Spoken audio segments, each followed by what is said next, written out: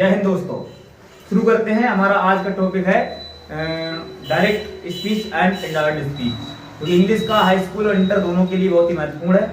शुरू करते हैं। देखिए भाई, डायरेक्ट स्पीच को हिंदी में कहते हैं प्रत्यक्ष कथन। क्या कहते हैं? प्रत्यक्ष कथन।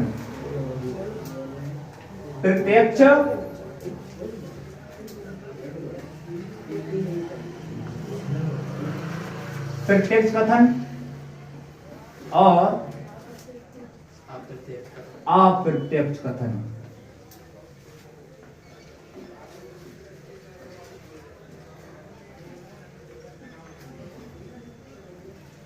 हिंदी लिखी जा चुकी है भाई।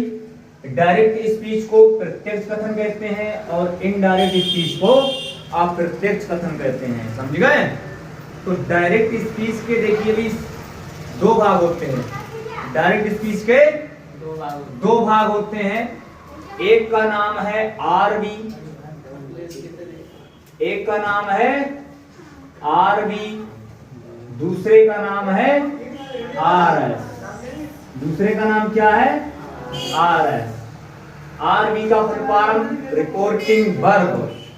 आरबी का फुल फॉर्म क्या है? आरबी का रिपोर्टिंग वर्ब। आरबी का जो फुल फॉर्म है वो है रिपोर्टिंग वर्ब। रिपोर्टिंग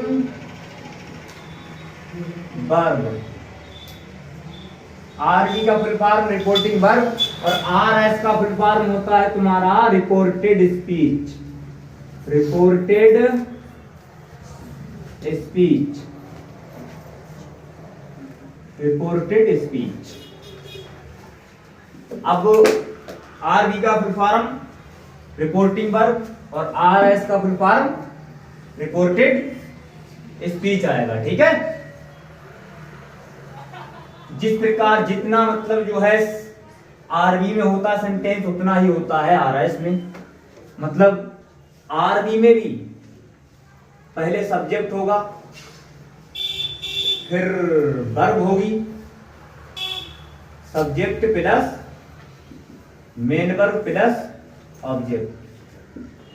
आरएस में भी यही होगा, subject plus main verb plus object.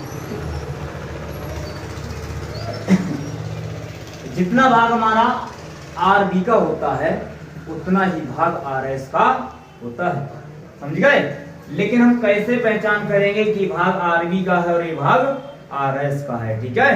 तो ध्यान में एक सेंटेंस लिख रहे हैं डायरेक्ट स्पीच का, उससे हम पहचान बताएंगे आपको, और आपको पहचान करना भी है हमेशा के लिए कि आरएस आरबी वाला भाग कौन सा है और आरएस वाला भाग कौन सा है। तो देखेंगे। सबसे पहले एक सेंटेंस लिख लेते हैं।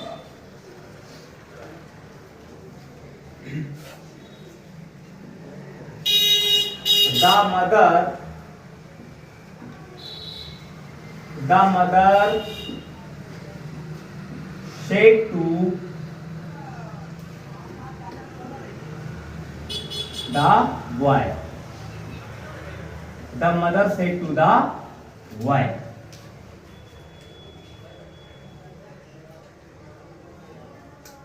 I do not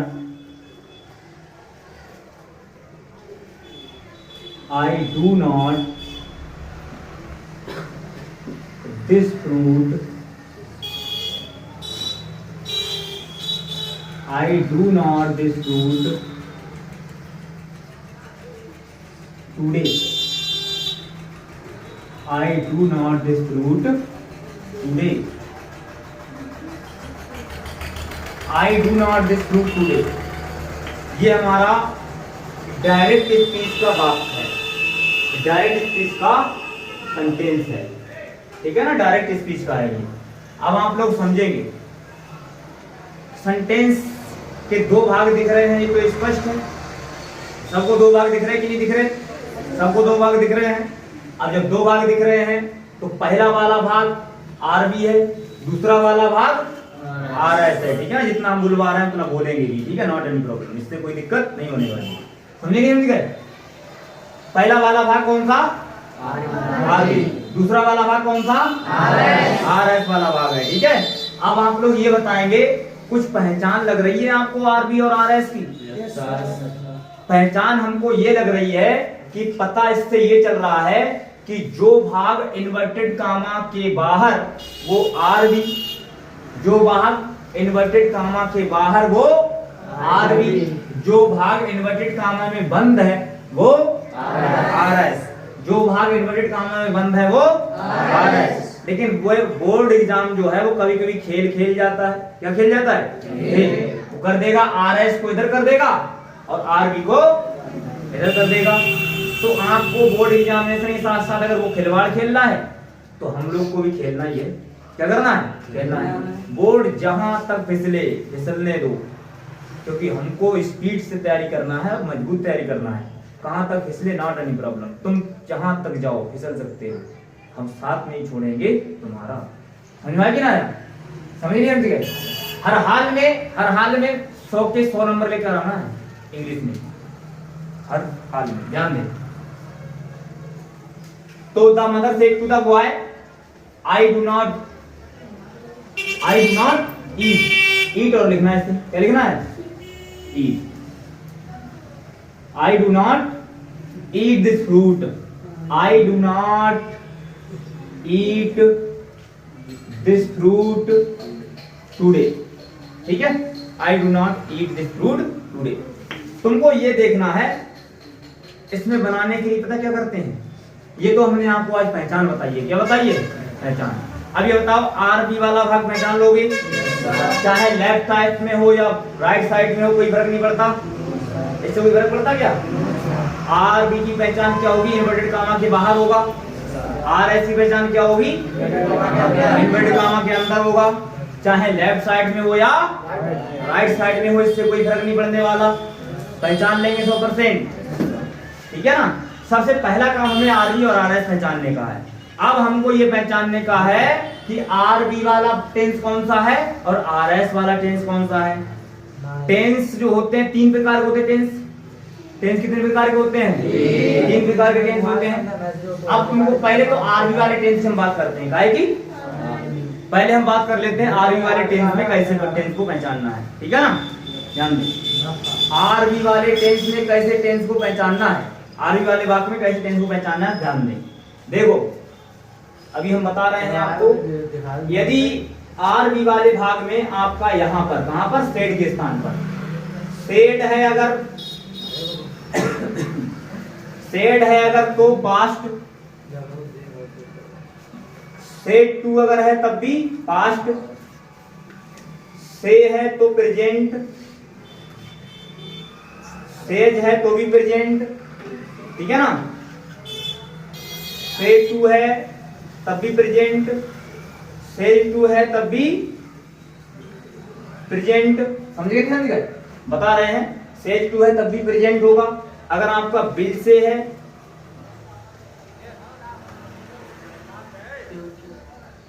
बिल से है तो फ्यूचर, बिल से है तो फ्यूचर, बिल से। सेल से है तो सेल से है तब भी क्या होगा? फ्यूचर। बिल से टू है तब भी फ्यूचर, बिल से टू है तब भी फ्यूचर, सेल से टू है तो तब भी क्या होगा? फ्यूचर, तब भी होगा फ्यूचर। तो आरबी कौन टेंस में होगी? फ्यूचर में। लिख लो अलग अलग, सेड होगा या सेड टू होगा तो आरबी होगी पास्ट टेंस में। कौन टेंस में? पास्ट टेंस में। पहचान कर लेंगे, पास्ट टेंस में होगी। से हो, सेज हो, से टू हो, सेज टू हो, तो आरबी आपकी होगी कौन से टेंस में? प्रेजेंट टेंस में। कौन से टेंस में होगी भाई? प्रेजेंट टेंस में होगी। तो आरबी आपकी होगी प्रेजेंट टेंस में।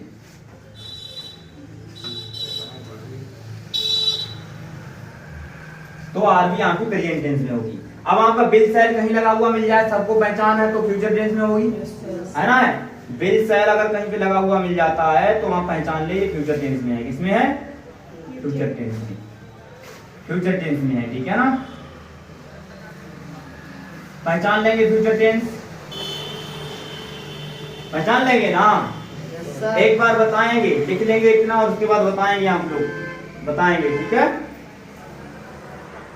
सेड या सेड टू होगा तो पास्ट टेंस, से हो, सेज हो, से टू हो या सेड सेज टू हो तो क्या होगा, प्रेजेंट टेंस। विल से हो, शैल से हो, विल से टू हो या फिर शैल से टू हो तो होगा फ्यूचर टेंस। ये टेंस की पहचान करना इसलिए जरूरी है क्योंकि इसका अगले टेंस के ऊपर आधारित मतलब जो है बनाने के लिए आता है इंटरडिक्शनरी, इसलिए पहचान करना हमको आरबी में टेंस की जरूरत है। आरएस में तो है ही है लेकिन आरबी में भी जरूरी है, ठीक है। तो देखेंगे ध्यान से, इतना लिख लिया, जल्दी लिख देंगे भाई, जल्दी लिखेंगे।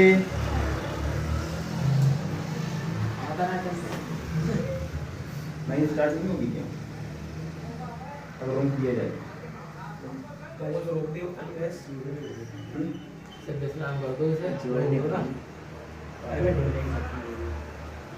कोई बात नहीं, लिख लो, तब तक इसे रोक दो, रुक जाएगी, तो रोको।